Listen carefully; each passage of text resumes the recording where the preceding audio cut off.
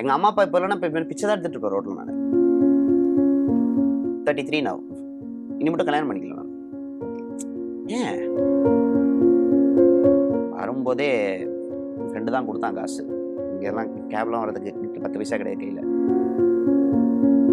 உங்கள் தமிழ் மேட்ரிமோனி இலவச door step service மற்றும் வாட்ஸ்அப் மூலம் வரன்களின் தகவல்கள் வழங்குறாங்க. உடனே கால் பண்ணுங்க. விஜய் டிவியா இருக்கட்டும், ஜீ தமிழா இருக்கட்டும், எல்லாமே இருக்கட்டும், நிறைய சேனல்ஸ் அங்க ஒர்க் பண்ணிட்டு இருக்கும் போதே எனக்கு சம்பளம் கம்மி தான்.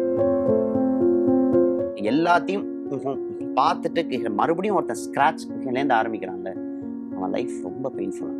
இப்போ நான் அதை தான் அண்டர்கோ பண்ணிட்டு இருக்கேன். ஒரு குழந்தைய அடாப்ட் பண்ணணும்னு ரொம்ப ஆசை. காமெடின்ற பேர்ல கிட்ட பாடி ஷேமிங் பண்ண மாட்டேன். ஒருத்தனை அசிங்கப்படுத்தி நீ பண்றதுன்றது தட்ஸ் நாட் காமெடி. கனா அப்படின்னா இர்ஃபான், பாண்டி, பச்சை, ஜோ, பாலா, உன்னி. எனக்கு ஆஸ் யூஷுவல் கான்ஸ்டண்டா இருக்க ஒரே உண்மையான ஆள் அந்த செட்ல பச்சை. டெலிவிகட நேரில் வணக்கம். நான் உங்க ஜீவா பேசிட்டு இருக்கிறேன். இப்போ நம்ம கூட உரையாடல புலி ராகவேந்திரன் அவர்கள் தான் இணைஞ்சிருக்காங்க. எஸ் அஃப்கோர்ஸ் நமக்கு ரொம்பவே பரிச்சயமான கணக்கான கலங்கள் புலி தான். ஸோ மீடியாலேருந்து ஒரு பிரேக் எடுத்தவர் இப்போ சினிமா கணத்திடல பரபரப்பாக இயங்கிட்டு இருக்காரு. அவரோட ஜோனி பற்றி நிறைய விஷயங்கள் நம்ம இந்த இன்டர்வியூல கேட்டு தெரிஞ்சுப்போம். வாங்க பார்க்கலாம். வணக்கம் brother. Hi brother, how are you? Fine, நீங்க எப்படி இருக்கிறீங்க? ரொம்ப நல்லா இருக்கேன். கரண்ட் அப்டேட் பற்றி நாங்கள் தெரிஞ்சுக்கணும் அப்படின்ற மாதிரி ஆசைப்படுறோம். ஒரு சின்ன பிரேக் மீடியால இருந்து அதுக்கப்புறம் நீங்க உங்களுக்கான சினிமா தியேட்டர்ல பயங்கரமா இயங்கிட்டு இருக்கீங்க. உங்களோட கரண்ட் அப்டேட் என்ன? சின்ன பிரேக் இல்ல, பெரிய பிரேக். ஏன்னா இப்போ இருக்கிற மீடியா ஆக்சுவலி எப்படின்னா பிரதர், இப்போ வந்து ஒரு 2 நாள் நீங்க போயிட்டீங்கனாலே கிட்டனா மறந்துடுவாங்க. 2 நாள் ஆன் ஸ்கிரீன்ல நீங்க இல்ல அப்படின்னாலே இந்த பீப்புளுக்கு வந்து சரி ஓகே அடுத்த ஆள் எப்படியும் வந்துருவாங்க அப்படின்னு சொல்லிட்டு they'll be forgetting you. So அந்த மாதிரி தான் போயிட்டு இருக்கு. இப்போ என்னோட ஜேர்னி ஆக்சுவலி வந்து இது மட்டும் வெளியில நான் எங்கேயுமே சொன்னதில்லை. நான் இங்கே தான் ஃபர்ஸ்ட் டைம் சொல்றேன். நான் ஆக்சுவலி ஒரு ஆக்டர் ஆகணும்ட்டு உள்ள வரவே இல்லை. சினிமாக்குள்ள நான் ஒரு ஆக்டர் ஆகணும்ட்டு வரல, ஒரு டைரக்டர் ஆகணும்ட்டு வரல. நான் ஆக்சுவலி ஒரு பிளேபேக் சிங்கர் ஆகணும்ட்டு வந்தது உள்ள. இந்த நிறைய ரியாலிட்டி ஷோஸ்ல நான் அப்போ இருந்த வயசுல வந்து I can be applying only to juniors, அந்த மாதிரி தான் அப்ளை பண்ண முடியும். ஸோ அப்போவே வந்து நான் இந்த சிங்கிங் காம்படிஷன்ஸ்க்கு எல்லாம் வந்து இந்த கூட்டம் எப்படியும் அதிகமாக இருக்கும் இல்லையா, ஒரு ஆடிஷன் வந்து அட்டன் பண்ணுறோம் அப்படின்னா பயங்கரமான க்ரௌட் எல்லாமே இருக்கும். ஸோ அப்பயே குடும்பத்தோட நான், எங்கள் அக்கா, எங்கள் அப்பாவுக்கு 3 பேரும் ஆடிஷன் வருவோம். சீனியர்ஸ்னால் அப்பா போயிடுவார், நான் எங்கள் அக்கானா ஜூனியர்ஸில் வந்துடும். ஸோ அப்போவே கிட்ட வீட்டிலேருந்து சாப்பாடுலாம் பேக் பண்ணிட்டு ஏதோ ஆடிஷனுக்கே பிக்னிக் எப்படி போவோம் அந்த மாதிரி வந்துடுவோம். நிறைய விஷயங்கள் இருக்கு. அப்போ வந்து விஜய் டிவியில் வந்து இந்த மாதிரி வந்து நெக்ஸ்ட் சீசனுக்கான ஆட்கள் வந்து தேடிட்டு இருக்கோன்னு போட்டாங்க கணக்கான. நமக்கு ஆக்டிங் அப்படின்றது தெரியாது, பட் சும்மா வந்து இந்த சின்ன வயசுல ஸ்கூல்ல அரட்டை அடிக்கிறது, அப்புறம் இந்த காமெடிஸ்லாம் அதாவது பார்த்தா அந்த கேரக்டர்ஸ் மாதிரியே இமிட்டேட்லாம் பண்றது, இந்த மாதிரி ஏதாவது குரங்கு மாதிரி கிட்ட பண்ணிட்டு இருப்பேன் வீட்டில். ஸோ அப்போ வந்து வீட்டில் சரி ஓகே அப்ளை பண்ணலாம் அப்படின்னும் போது எங்களோட இப்போதான் இந்த வாட்ஸ்அப்பில் அனுப்பிச்சி விடுறது ஃபோட்டோஸு, வீடியோ ஆக்ட் பண்ணி அனுப்புங்க அதெல்லாம் இருக்கு. அப்போல்லாம் எங்களோட ஃபோட்டோஸ் பிரிண்டட்ல இருக்கும். அந்த ஃபோட்டோஸ் எல்லாம் ஒரு ஃபைல் இது பண்ணி அந்த அட்ரஸ்க்கு we have to courier it. So அப்படி போயிட்டு நான் ஆடிஷன் அட்டன் பண்ணி ஒரு 3500 பேரில் வந்தது தான் அந்த கேரக்டர். அப்போ எனக்கு வந்து அதுக்கு சீரியஸாக இல்லை, வந்ததுக்கு இன்னும் வேற எதுக்கோ, கிடைச்சதுக்கு இன்னும் வேற ஒன்று. இப்போ நம்ம விஜய் சூர்யா சார் மாதிரி தான், சார் ஆக்டிங்க்கு தான் ஆக்சுவலி உள்ள வந்தார். ஆனால் அப்படியே டிவியேட் ஆகி ஒரு ரைட்டர் ஆகி ஒரு டைரக்டர் ஆகி இப்போ அவரோட பேஷனை வந்து சும்மா ஜாலியாக அடிச்சு போந்து கலக்கிட்டு இருக்காரு. ஸோ அந்த மாதிரி அமைஞ்ச ஒரு ஆப்பர்ச்சுனிட்டி தான் கணக்கானம் காலங்கள். அண்ட் கணக்கானம் காலங்களில் வி வேர் சப்போர்ட்டிங் காசு தான். நாங்கள் தான் வந்து கணக்கானம் காலங்கள் அப்படின்னு சொல்லிட்டு அது வந்து நானே என்னோட தொழிலுக்கு பண்ற இன்ஜஸ்டிஸ் மாதிரி ஆயிடும். சரி அப்போ கனா அப்படின்னா இர்ஃபான், பாண்டி, பச்சை, ஜோ, பாலா, உன்னி, ரிஷி, சங்கவி, ராகவி, அவங்கெல்லாம் தான் கனா. அவங்க நடிச்சுக்கிட்டு இருக்கும் போது நாங்க உள்ள கிட்ட வந்தோன்றதுனால எங்களை மக்கள் பார்த்தாங்க. மற்றபடி நாங்கள் வந்து புலிக்காக தான் கணக்கானம் காலங்கள் பார்த்தோம், இல்லை எங்கள் சீசனுக்காக தான் கணக்கானம் காலங்கள் பார்த்தோன்றதெல்லாம் மெத்து. ஸோ அதான் ஒரு காயின் வந்து அடித்தது கரெக்டாக பாக்கெட் ஆச்சு, அவ்வளோதான். தென் அதுக்கப்புறம் வந்த ப்ராஜெக்ட்ஸ் எல்லாமே நம்மளோட எஃபர்ட்ஸ் தான். கமிட் பண்ணிட்டீங்க அப்படின்ற மாதிரி கேள்விப்பட்டோம். ப்ரொடக்ஷனுக்காக கேள்விப்பட்டோம். ப்ராஜெக்ட் அது வந்து எப்படியும் வந்து உடனே ஆரம்பிக்காது. நான் I just gave a clue there. சரி அது ஆக்சுவலி இப்போ ப்ரொடக்ஷன் அமைஞ்சாலுமே எங்களுக்கு வந்து டிசிஸ் நிறைய இருக்கு. ஓகே. ப்ரீ ப்ரொடக்ஷன்ல சின்ன பட்ஜெட்டா இருந்தாலும் அந்த படத்துக்குன்ற ஒரு வேல்யூ இருக்குல்ல. அந்த படத்துக்கான விஷயங்கள்லாம் இன்னும் சேகரிக்கணும். அதெல்லாம் சேகரிச்சுட்டு அந்த ப்ராடக்ட் மினிமலா வந்தா தான் அது போய் தொட வேண்டிய இடத்த தொடும். என்னைக்குமே ஃபிலிம் மேக்கர்ஸ்க்கு சொல்றது என்னன்னா, ஆடியன்ஸ முட்டாளா நெனச்சு ஒரு ஸ்கிரிப்ட் எழுதவே எழுதாதீங்க. ஆடியன்ஸ் நம்மள விட பிரில்லியன்ட் அவங்க. ஸோ அதனால it will take some time. ஏன்னா ஒண்ணு பண்ணாலும் அது கரெக்ட்டா பண்ணோன்ற திருப்தியில செத்துறணும். இல்ல. ஸோ நான் வந்து ஒரு ரெஸ்பான்சிபிளான ஃபில்ம் மேக்கரா இருக்கணும்னு ஆசைப்படுறேன். என் மக்களுக்கு கெட்டத ஃபர்ஸ்ட்டு சொல்ல மாட்டேன். ஓகே. அண்ட் என் படத்துல அப்யூசிவான விஷயங்கள் எதுவும் இருக்காது. ஓகே. பொண்ணுங்கள தப்பா காட்ட மாட்டேன். இந்த மாரிலாம் சில பொலிட்டிக்கல் எத்திக்ஸ்லாம் இருக்கு கிளாரிட்டியோட. எனக்கு. இந்த மாரிலாம் சில எத்திக்ஸ் இருக்கு. அண்ட் காமெடின்ற பேர்ல பாடி ஷேமிங் பண்ண மாட்டேன். இந்த பொடல மூக்கா, இந்த வாயா, அந்த வாயா அது காமெடி கிடையாது. அது வந்து பாடி ஷேமிங். ஒருத்தன அசிங்கப்படுத்தி நீ பண்றதுன்றது தட்ஸ் நாட் காமெடி. முடிஞ்சா டயலாகே இல்லாம ஒரு பாடி லாங்குவேஜ்ல சிரிக்க வைங்க. அது ஒரு 10 நாள் வந்து அந்த மாரி பேசுற ஒரு ஆளோட நம்ம பழகிட்டோம்னா நமக்கும் வந்துரும்.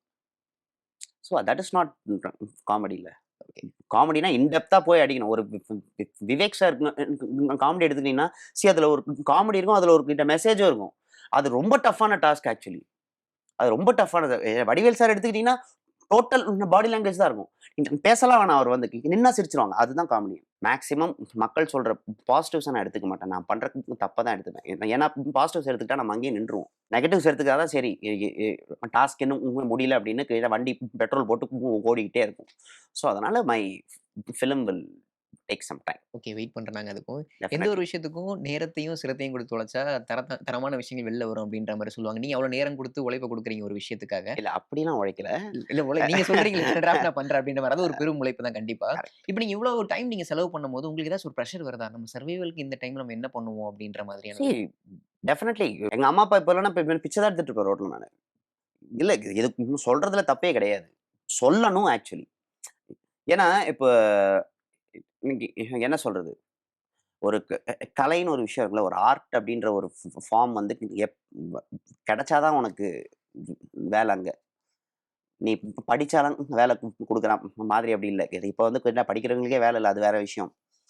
பட் வந்து இதுக்கு வந்து பேஷன்ஸ் உங்களுக்கு தேவை கிடையாது. எக்ஸ்ட்ரீம் பேஷன்ஸ் தேவை.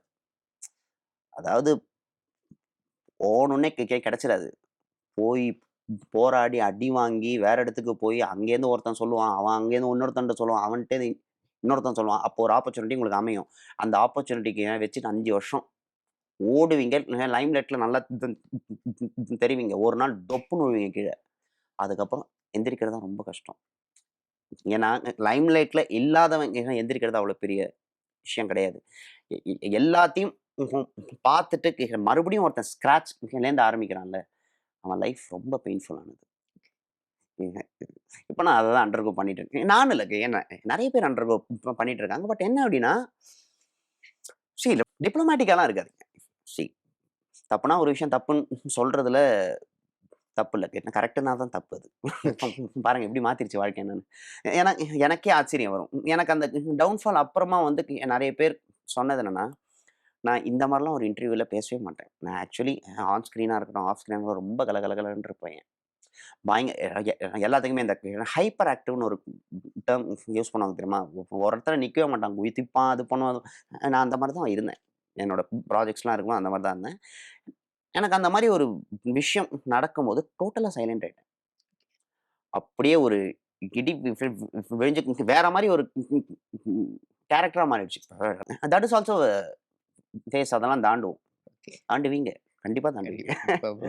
இப்ப நீங்க மீடியாலருந்து குயிட் பண்ணணும் அப்டின்ற ஒரு டிசிஷன் எடுத்த அந்த ஒரு தருணத்துல இருந்து, இப்ப இந்த நொடி வரைக்கும் நீங்க எடுத்துக்கோங்க. இந்த பயணத்துல என்னைக்காச்சும் நீங்க வந்து நம்ம ஒரு தப்பான முடிவு எடுத்துட்டோம். நம்ம முடிவு சரிதானா அப்டின்ற மாரி யோசிச்சிருக்கிறீங்களா? இப்ப சான்ஸே நீங்க இல்ல. நினைக்கிறீங்களா? சான்ஸே இல்ல. சரிதான் அப்டின்ற ஏன்னா மாரி. நான் வந்து ஒரு முடிவு எடுக்கிறோம் அப்படின்றது தட் இஸ் வெரி ஈஸி. ஆனா நான் 1000 வாட்டி யோசிச்சுருவேன். ஓகே.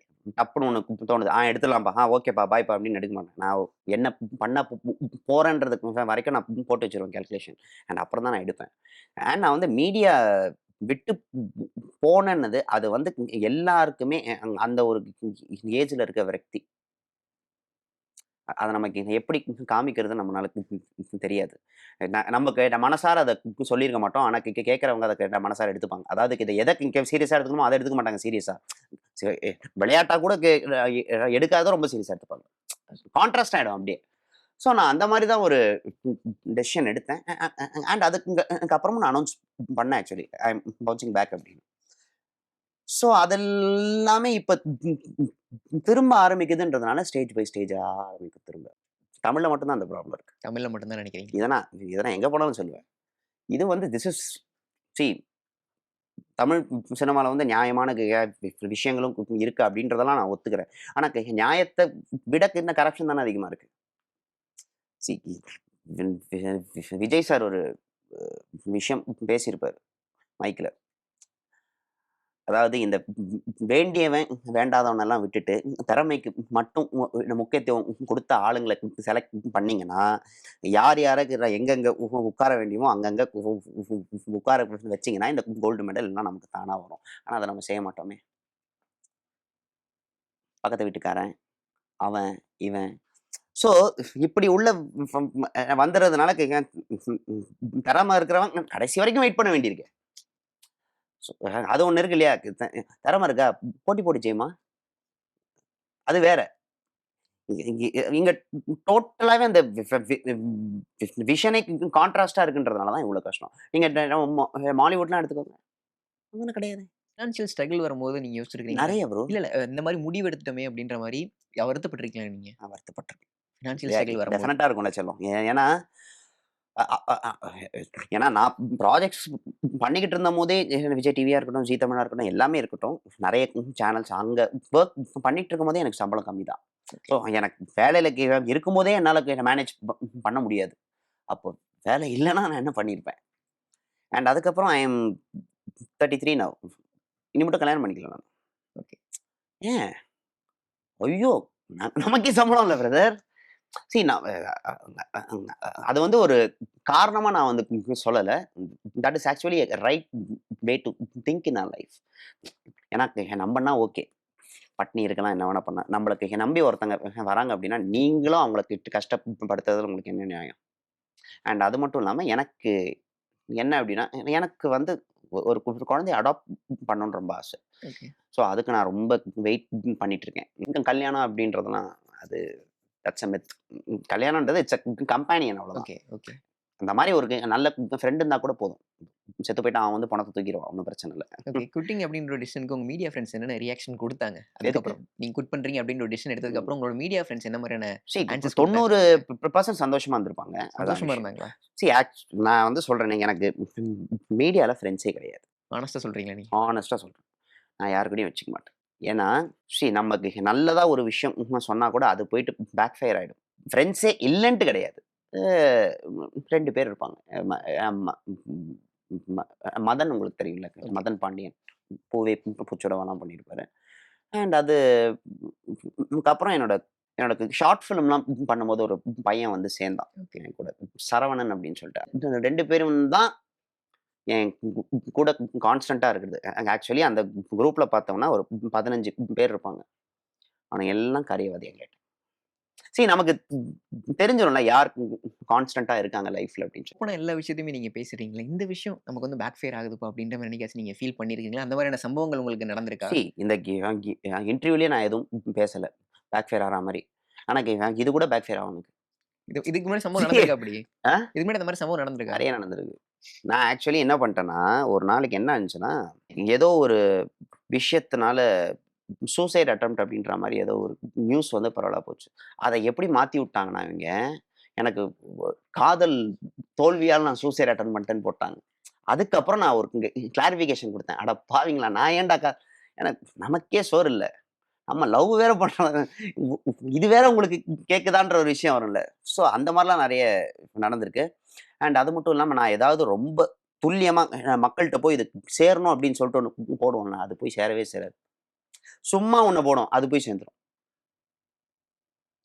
இப்படிதான் நம்மள வாழ்க்கை வச்சு செய்யும். அதுக்கெல்லாம் நம்ம ப்ரிப்பேர்டாக இருக்கணும். இப்போ பிரேக் எடுத்ததுக்கு அப்புறம் உங்க வீட்ல என்ன ரியாக்ஷன் குடுத்தாங்க? ஏன்னா இத்தன வருஷம் அவங்க தான் உங்கள பார்த்துக்கிறாங்க அப்படிங்கும்போது, நீங்க உங்களோட முயற்சியில தனியா நீங்க இயங்கிட்டு இருக்கிறீங்க அப்படிங்கும்போது, உங்கள அவங்க சப்போர்ட் பண்ணிட்டு இருக்காங்க. அவங்களோட ரியாக்ஷன் என்னவா இருந்துச்சு இத்தன வருஷம்? என்ன ரியாக்ஷன் இருக்க போகுது? நான் நடிச்சிட்டு இருந்தபோது அவங்க தான் சாப்பாடு போட்டாங்க. இப்பயும் அவங்க தான் சாப்பாடு போடுறாங்க. அவ்வளோதான் ரியாக்ஷன். அப்பயும் அவங்க தான் சப்போர்ட் போட்டுட்டு ஆமா. இருந்தாங்க. அப்ப சரி, நான் சேலரி தான் அப்படின்ற ஒரு உங்கள்ட்ட விஷயம் சொல்லிட்டேன்ல. நான் அப்ப வாங்குற சேலரி எனக்கு பத்தாது அப்படின்னு சொல்லிட்டு. அதெல்லாம் சொன்னேன்னா அந்த சேலரிலாம் வேணாம். நடிக்கணுன்ற ஆசையில இருப்பாங்க நெறைய பேர்லாம். ஸோ அவங்க உள்ள வரணுன்றதுனால நான் சேலரிலாம் சொல்ல விரும்பல.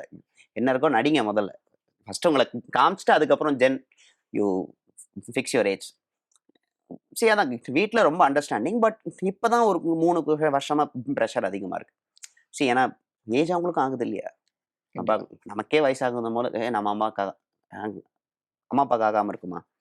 ஸோ அதெல்லாம் நோட் பண்ணும்போது தான் சரி, ஒரு ஒரு 15 வருஷம் ரசிச்சு பண்ணது நம்மகிட்ட இல்ல இப்போ. நம்மகிட்ட சுத்தமா கையில இல்ல. அதுக்கு எங்கேயோ போயிடுச்சு, நான் எங்கேயோ இருக்கேன். ஸோ ஸோ அதனால எதுக்கு நீ வரணும்னு ஆசைப்பட்டத கையில எடுக்கக்கூடாது. மறுபடியும் அது உனக்கு என்ன வச்சிட்டு இருக்குன்னு பார்ப்போமே! அப்படின்றது தான் ஒரு முயற்சி. ஏன்னா அதையும் பண்ணிட்டே இருந்தா போர் அடிச்சுரும்ல. கண்டிப்பா. அவ்வளோதான். இன்ன வரைக்கும் உங்களுக்கு ஒரு நிரந்தர அடையாளமா இருக்கிறது அப்படின்னு சொல்லி பார்த்தோம்னா, கனா காணும் காலங்கள் தான். ம். அவ்வளோ பெரிய லைம்லைட் குடுத்த கனா காணும் காலங்கள். கனா வாஸ் அ லேர்னிங். ஸோ எனக்கு லேர்னிங்கா பண்ணச்சே எனக்கு அந்த ஒரு ப்ராஜெக்ட் அட்லீஸ்ட் அமைஞ்சுது. ஆனா கத்துக்கிட்டதுக்கு அப்புறம் அந்த மாரி ஒண்ணு கூட அமையல. உங்களுக்கு புரியுதா? ஸோ நம்ம வந்து ஓகே, கூட்டத்துல இருக்கோம் அப்படின்றது வேற. சரி, நமக்கு கத்துக்கிட்டோம். நமக்கு அடுத்து என்ன வருது அப்படின்றதுக்கு ஒரு சோர்ஸ் எனக்கு இன்னி வரைக்கும் அமையல. 10 வருஷம் ஆயிப்போச்சு. இந்த ஒரு லைம்லைட் அப்படின்ற ஒரு விஷயத்த தாண்டி அது லைஃப் குடுத்தது அப்படின்ற மாரி நினைக்கிறீங்க? லைஃப்லாம் குடுக்கலையே. லைம் லைட்டால உங்களுக்கு லைஃப்லாம் குடுக்குன்றது அது மித்து. ஓகே. புரியுதுங்களா? இன்னைக்கு வந்து ஒரு படம் உங்களுக்கு ஹிட் ஆகுது. அது லைம் லைட் குடுத்துருச்சா உங்களுக்கு? அடுத்த படம் ஓடுனா தான் ஓடலன்னா லைஃபே கிடையாது. அது எவ்வளோ பெரிய ஹீரோவா இருந்தாலும் சரி. அவங்களுக்கே அப்படி இருக்கும்போது நமக்கு என்ன லைம் லைட்டு? அதுவும் இப்ப இருக்கிற ஆள்லாம் பார்த்தீங்கன்னா, Instagramலாம் ஓப்பன் பண்ணீங்கன்னா, நான் இந்த ஃபேம், அந்த ஃபேம். யார்ப்பா நீங்கலாம்? தம்பிங்களா? வாழ்க்கைய ரொம்ப அசால்ட்டா நெனச்சிட்டு இருக்கீங்க. இதெல்லாம் நம்பிடாதீங்க. சி அவங்க மேலயும் தப்பு இல்ல. அவங்க அந்த ஆப்பர்ச்சுனிட்டிக்காக எவ்வளோ நாள் ஏங்கியிருப்பாங்கன்னு தெரியாது. பட் அதெல்லாம் வந்து ஒரு தூரத்துல வச்சுக்கோங்க. சினிமாக்கான முயற்சி அப்படின்னு இறங்குனதுக்கு அப்புறம், நம்ம செலியன் சார் கிட்ட போய் படிக்கணும் அப்படின்ற ஒரு தாட் எப்போ வந்துச்சு? அந்த டிசிஷன் எதுக்கு எடுத்தீங்க நீங்க? டைரக்ஷன் அப்படின்னு பார்த்தோம் அப்படின்னா, இப்ப நான் அவருக்கு சார் கிட்ட சேர்றதுக்கு பிஃபோரே வந்து நான் ஷார்ட் ஃபிலிம்ஸ்லாம் பண்ணியிருக்கேன். அண்ட் நெறைய YouTubeல என்னோட ஃபீச்சர்லாம் ரிலீஸ் பண்ணியிருக்கேன். சரி. YouTubeல.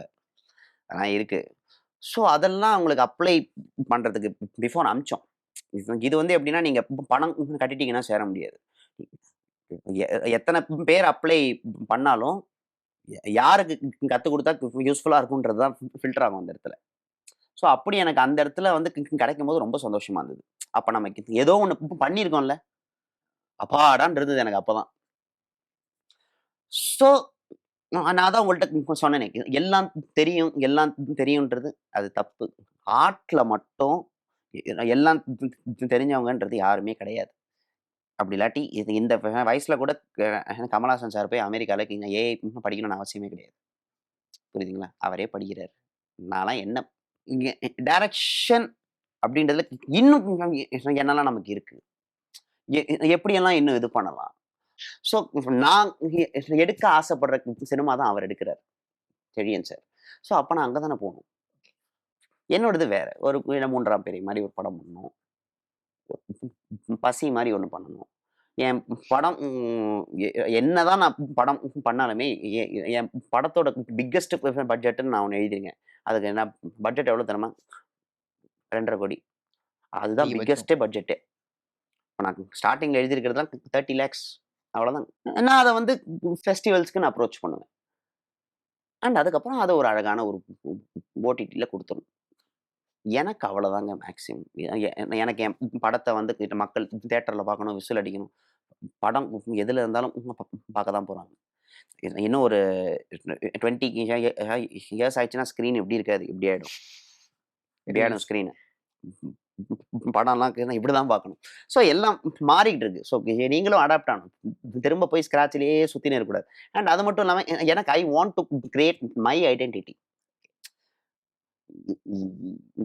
இவர மாதிரி நீங்க ஒரு படம் பண்ணியிருக்கீங்கன்றது எனக்கு வாயில வரக்கூடாது.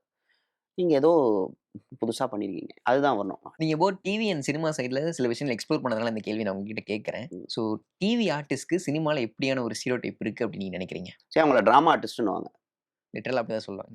சரி அவங்க வந்து சினிமா ஆட்கள் மேல தான் தப்புன்னு சொல்லுவேன். அது வந்து நம்மள பொறுத்த வரைக்கும் எவ்ரிஒன் இஸ் ஆக்டர் அவ்வளோதான். கேமரா முன்னாடி ஒருத்தன் நடின்னா அவன் ஆக்டர். அது ஷார்ட் ஃபிலிமா இருக்கட்டும், அங்க ஆடா இருக்கட்டும், எது வேணா இருக்கட்டும். அவன் ஆக்டர் தான். சீரியலுக்கான மீடியம்னு ஒண்ணு இருக்கு.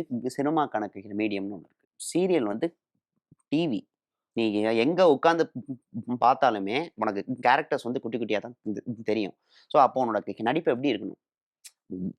பண்ணிட்டே இருக்கணும் ஏதாவது நீ ஒண்ணு. எங்கேஜ் பண்ணிட்டே இருக்கணும். பட் சினிமால அப்படி கிடையாது. எங்க உட்கார்ந்தாலும் ஸ்க்ரீன் பெருசா தெரிய போகுது. நீ ரொம்ப நடிக்க வேணாம். கம்மியா நடிச்சா போதும். இவ்வளோதான் எக்ஸாம்பிள் புரியுதா? ஸோ இதுக்குன்னு நீங்க டிவி ஆர்டிஸ்ட்ன்னு சொல்லி ஒருத்தன பஞ்ச் பண்றது நியாயமே கிடையாது. யாரையுமே வந்து ரொம்ப லெத்தார்ஜிக்கா எடுத்துக்க கூடாது. எவரிஒன் ஹேஸ் தேர் ஓன் டேலண்ட்ல. Let him be TV artist. நீ ஆடிஷன் வை அவனுக்கு. நீ ஏன் போனோனே நீங்க பார்த்துட்டு, நீங்க சன் டிவில ஆக்ட் பண்றீங்களா? நீங்க இந்த டிவில ஆக்ட் பண்ணீங்களா? நீங்க ஜெயா டிவில ஆக்ட் பண்ணீங்களா? ஏன் அது உனக்கு தோன்றது ஏன்? அவன் நடிக்கிறான் அவ்வளோதானே. உன் உன் உங்களுக்கு அந்த இடத்துல என்ன தேவை? சரி அவன் அந்த மாரியே நடிக்கிறான் அப்படின்னா, இப்படி வேணாம். நான் ஒரு பேட்டர்ன் சொல்றேன். நீ அந்த மாரி நடினாச்சும் சொல்லலாம்ல. டிவில இருக்க டேலண்டடான ஆர்டிஸ்ட் வந்து சினிமால வரல. அதுக்கு அதான் காரணம். ரீசன் நீங்க நினைக்கிறீங்க? சி நீ அவனுக்கு நடிக்க வச்சுட்டு அவன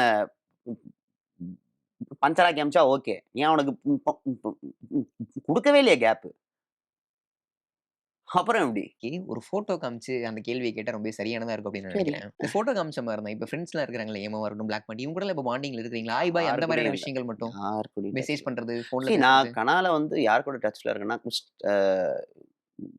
ரிஷின்னு ஒருத்தர் நடிச்சார்ல. கண்ணாடி போட்டு. அவர் கூட டச்ல இருக்கேன். அண்ட் எனக்கு ஆஸ் யூசுவல் கான்ஸ்டன்ட்டா இருக்க ஒரே உண்மையான ஆள் அந்த செட்ல பச்ச. அவர் கூட 2 நாளுக்கு ஒரு தடவ நாங்க பேசுறோம். இல்லாட்டி எங்களுக்கு அந்த நாள் போன மாரியே இருக்காது. ஸோ அவர் கூட டச்ல இருக்கேன். மத்தபடி அதுக்கு என் கூட ஆக்ட் பண்ணாரு ஒருத்தரு.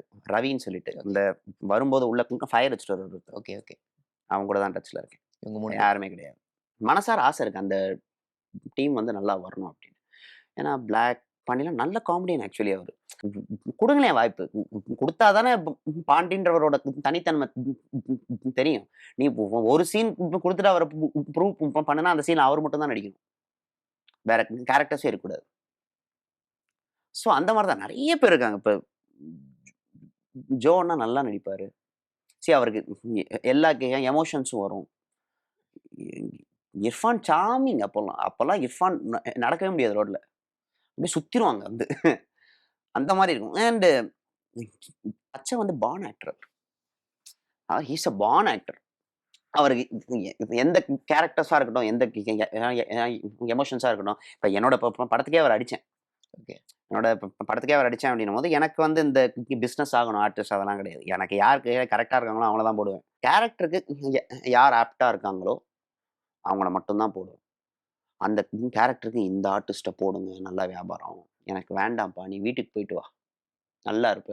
படம் பண்ணிட்டு நீ அந்த ப்ராடக்ட்ட தான் பிசினஸா ஆக்கணும்.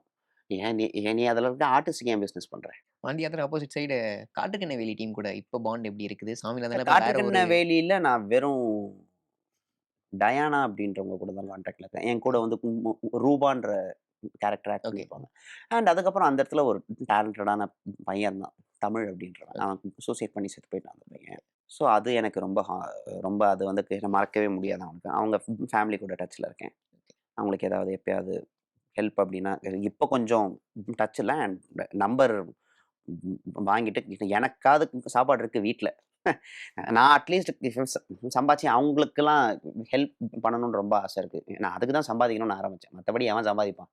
வீட்ல தூங்குனா போதும். சாவ போறோம். எப்பயோ ஒரு நாளைக்கு. சாப்பாடு இருக்கு ஒரு நாளைக்கு போதும். சி மத்தவங்க கிட்ட கஷ்டத்துக்கு நான் சம்பாதிக்கணும்னு ஆசைப்படுறேன். வேற ஒண்ணும் கிடையாது. நெக்ஸ்ட் பிளான்ஸ் என்னென்ன ப்ரோ? என்னென்ன வச்சிருக்கிறீங்க? நெக்ஸ்ட் பிளான்ஸு இப்பயே வரும்போதே ஃப்ரெண்டு தான் குடுத்தான் காசு. இங்கெல்லாம் கேப்லாம் வரதுக்கு 10 பைசா கிடையாது கையில. சட்டை பேண்ட்லாம் சூப்பரா இருக்குன்னு நினச்சுலாம் ஒண்ணும் பண்றாதீங்க. உள்ள 10 பைசா கிடையாது. பிச்சைக்காரன் மாரி தான் வந்தேன். இப்ப போகும்போது கீழ எங்கனா யாரையாவது கேட்கணும். ஜிபேல ஏதாவது இருக்கா மச்சான் அப்படின்னு. இப்போதைக்கு அதுதாங்க பிளான். வேற எதுவுமே கிடையாது. இந்த பிளானே இப்படிதான் இருக்கு. ஃபியூச்சர்லாம் பிளான்லாம் கிடையாது. ஓகே. பெரிய பிளான்லாம் கிடையாது. அ வர்றது வரட்டும். அவ்வளோதான். சினிமான்றது வந்தால் வரும். ஓகே, அவ்வளோதான். ஓகே. ஆக்டிங்க்கான சான்ஸ் வருது. இப்ப சீரியல்லயோ, சினிமாலயோ சின்ன ஆக்டிங்க்கான சான்ஸ் வருது. இப்ப அந்த மாரி சைடு ரோல் இல்லாம, ஒரு கதையில ஒரு மெயின் பார்ட்டா இருக்கிற ஒரு ரோல் வருது அப்டின்னா, அத ஃபாலோ பண்ணுவீங்களா நீங்க? டெஃபினட்டா பண்ணுவேன். ஏன்னா நம்ம அதுக்கு தானே இருந்தது. சி மெயின் ரோலுக்குன்றதுக்குன்னே இல்ல. இப்ப ஓகே. வேற ஒரு சப்போர்ட்டிங் ரோலே என்ன கூப்ட்டாலுமே, இந்த நான் பண்றதுலேருந்து எனக்கு வித்தியாசமா இருக்கும். பண்ண டெம்ப்ளேட்லேருந்து வெளில வந்து வேற ஒரு ஆ கேரக்டர் பண்ணணும் இல்ல அப்டிங்களா? வந்து பண்ணணும். எனக்கு எல்லா ஆக்டர்ஸ்க்கும் இருக்கிற தாகம்ல அது. அண்ட் அது மட்டும் இல்லாம சும்மா அந்த மாரி ஒரு கேரக்டர் வருதுன்னதும் நீ எடுத்துக்கூடாது. அந்த கேரக்டர அனலைஸ் பண்ணணும். "வா உட்காருப்பா. ஒன் லைன் என்ன சொல்லு? இந்த கேரக்டருக்கு எங்கெல்லாம் போகப்போகுது? கதையில என்னெல்லாம் பண்ண போகுதுன்றத கேட்கணும். நான் பண்ண தப்பே அதான் லைஃப்ல. கேரக்டர் தான். அந்த கேரக்டரா? ஸோ அது எப்ப அடிச்சு வெளிய போகுன்றதுக்கு ரைட்டருக்கே தெரியாது. அவருக்கு ஜாலியா எழுதிட்டு போற நாளைக்கு. இந்த கேரக்டர் எதுக்கு? சரி, இன்னைக்கே சாவடிச்சிரும். என்ன ஆகுது? சார் எனக்கு சம்பளம் என்னாச்சு? ஸோ அது ஒண்ணு இருக்கு. ஸோ அதெல்லாம் நல்லா ஃபுல்லா அனலைஸ் பண்ணணும். நீங்க இத கேட்டதுனால நான் சொல்றேன். சரவணன் மீனாட்சின்னு ஒரு சீரியல் ஆமா. வந்து தெரியுமா? நான் நடிச்சிருக்கேன் அதுல தெரியுமா? அ கேள்விப்பட்றேன். மைனான்ற ஒரு கேரக்டர் வரும் தெரியுமா அதுல? அதுல மைனாக்கு ஒரு லவ்வர் மாரி. அதுல என் பேரு சுவாமிநாதன். 3 எபிசோட் நடிச்சேன். அந்த கேரக்டருக்கு ஃபினிஷிங்கும் சொல்லல, ஸ்டார்ட்டிங்கும் சொல்லல. ஷூட்டிங் வரலையே. இ ம் நீ மட்டும் நான் அவங்கள்ட்டயும் அத கேட்கல. ம் ம் ம் ஏன்னா, ஒரு பக்கா ப்ரொஃபஷனலா இருந்தா சொல்லியிருப்பாங்கல்ல. ஸோ நம்ம அங்கேயே தெரிஞ்சுக்கணும். நம்மளாவது ப்ரொஃபஷனலா இருந்துப்போம். நம்ம ஏன் கேட்கணும் அப்டின்ட்டு. அவ்வளவுதான். ஓகே. அண்ட் அடுத்து ஒரு செழியன் சார் ஒண்ணு ப பண்றதா இருக்காரு. ஸோ அதுல அவரோட ப்ரீவியஸா இருந்த பேட்சஸ் எல்லாம் இருக்குல்ல. ஸோ அவங்க எல்லாரையுமே கனெக்ட் பண்ணி விட்டுருக்காங்க எங்க கூட. So okay. அதுவும் ஒரு டீமா உருவாயிட்டு இருக்கு. ஸோ அதுவும் சந்தோஷமா இருக்கு. தட் இஸ் அ ஹெல்த்தி சைன்ல. Okay. Looking forward to that. Thank you so much. Thank you bro. உங்க நேரத்துக்கும், பொறுமைக்கும் ரொம்பவே அழகா உங்களோட பதில்கள் குடுத்தீங்க. Thank you so thank much. You so much. மகன் அல்லது மகளுக்கு வரன் பாக்குறீங்களா? ரொம்ப பிரைவசியா வரன் அமைத்து தர இலவச டோர் ஸ்டெப் சர்வீஸ், வாட்ஸ்அப் வசதி என பல புதிய சேவைகளை வழங்க காத்திருக்கிறது உங்கள் தமிழ் மேட்ரிமோனி. இன்றே தொடர்பு கொள்ளுங்கள்.